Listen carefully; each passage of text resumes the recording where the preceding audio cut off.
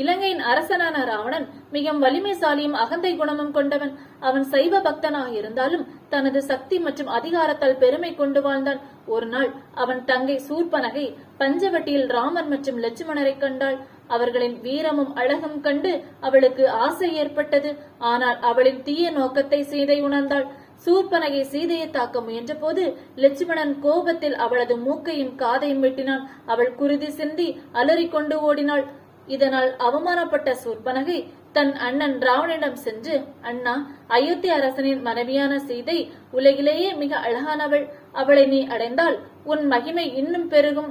அவளை பறித்து கொண்டால் உன் பழி தீரும் என்றாள். சூர்பனகையின் சொற்கள் ராவணனின் மனதில் பேராசையும் பழிவாங்கும் எண்ணத்தையும் மூட்டின. இதுவே அவன் சீதையை அடைய தூண்டியது. அவன் தனது மாமன் மாயாவின் மகன் மாரிசனை அழைத்து தங்க மான் உருவில் வனத்தில் தோன்ற சொன்னான். உடனே மாரிசன் பொலிவு மிக்க தங்க மானாக மாறி காட்டில் ஓடினான். அதை பார்த்த சீதை, அந்த மான் எனக்கு வேண்டும் என்றாள். சீதையின் கோரிக்கையினால் ராமர் அந்த மானை பிடிக்க சென்றார். அதே சமயம் ராமர் லட்சுமணரிடம் சீதையை பாதுகாக்குமாறு விட்டு சென்றார். பின்னர் சீதையின் பாதுகாப்பிற்காக லட்சுமணரும் குடிலை விட்டு வெளியேறினார்.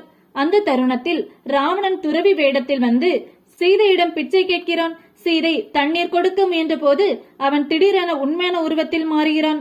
சீதையை ஏமாற்றி வலுக்கட்டாயமாக வானரதத்தில் ஏற்றி இலங்கைக்கு அழைத்து சென்றான். சீதை ராமா ராமா என்று அழைக்கிறாள். மேகங்கள் கருமையாக மாறுகின்றன. இதுவே சூர்பனகையின் பழிசுமை, ராவணனின் அகந்தை, சீதையின் அழகு, இந்த 3 காரணத்தினால் ராவணன் சீதையை கடத்தினான். அதுவே அவனது வாழ்க்கையில் மிகப்பெரிய தவறாகி ராமருடன் ஏற்பட்ட யுத்தத்தில் அவன் அழிவதற்கான காரணமாகியது.